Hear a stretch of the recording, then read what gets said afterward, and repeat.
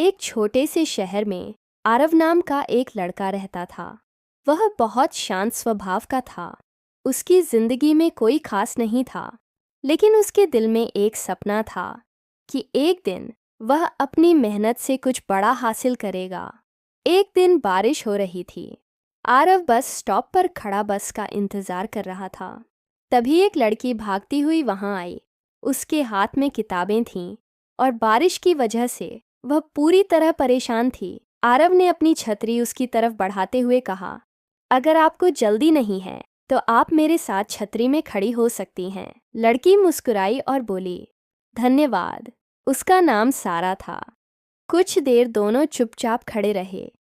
फिर सारा ने पूछा, आप रोज यहाँ आते हैं? आरव ने कहा, हाँ, लेकिन आज पहली बार इंतजार अच्छा लग रहा है। सारा हंस पड़ी। उस दिन दोनों की मुलाकात कुछ मिनटों की थी, लेकिन आरव के लिए वह मुलाकात बहुत खास बन गई। अगले दिन आरव उसी समय बस स्टॉप पर पहुंच गया। थोड़ी देर बाद सारा भी वहां आ गई। सारा ने मुस्कुराकर कहा, आज फिर बारिश का इंतजार कर रहे हो? आरव ने कहा, नहीं, आज तो आपका इंतजार कर रहा था। सारा कुछ नहीं बोली, बस हल्का सा मुस्कुरा दी। धीरे धीरे दोनों की दोस्ती बढ़ने लगी। हर दिन वे कुछ देर साथ बैठते, बातें करते और अपने सपनों के बारे में बताते। एक दिन सारा ने कहा, मेरा सपना है कि मैं एक दिन अपना स्कूल खोलूं, जहां गरीब बच्चों को मुफ्त में पढ़ा सकूं। आरव ने कहा, और मेरा सपना है कि मैं इतना कामयाब बनूं कि तुम्हारे उस सपने को पूरा करने में तुम्हारा साथ दे सकूं। सारा ने उसकी तरफ देखा और धीरे से पूछा, तुम हमेशा मेरा साथ दोगे? आरव ने मुस्कुराकर कहा, जब तक तुम मुझे अपने पास रहने दोगी। लेकिन किस्मत को शायद कुछ और मंजूर था। कुछ दिनों बाद सारा ने आरव को बताया कि उसके परिवार ने उसका रिश्ता कहीं और तय कर दिया है। आरव कुछ देर तक खामोश रहा। फिर उसने पूछा, क्या तुम खुश हो? सारा की आंखों में आंसू आ गए। उसने कहा, मुझे नहीं पता, लेकिन मैं अपने परिवार को दुखी नहीं करना चाहती। आरव ने अपने आंसू छुपाते हुए कहा, फिर तुम वही करना जो तुम्हारे दिल और परिवार दोनों के लिए सही हो। सारा ने पूछा, और तुम? आरव मुस्कुराकर बोला, मैं तुम्हारी खुशी में खुश रहने की कोशिश करूंगा। उस दिन दोनों आखिरी बार उसी बस स्टॉप पर मिले। बारिश हो रही थी। सारा ने वही छतरी पकड़ी हुई थी जो पहली मुलाकात के दिन आरव ने उसे दी थी।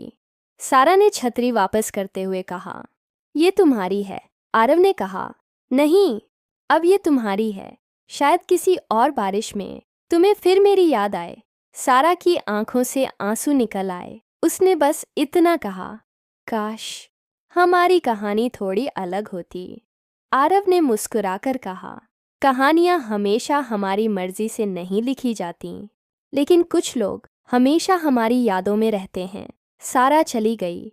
कई साल बीत गए। आरव ने अपनी मेहनत से बहुत कुछ हासिल कर लिया। उसने एक बड़ा बिजनेस शुरू किया और एक दिन अपने शहर में गरीब बच्चों के लिए एक स्कूल भी खोला। स्कूल के गेट पर एक नाम लिखा था, सारा स्कूल। एक दिन आरव स्कूल के बाहर खड़ा था।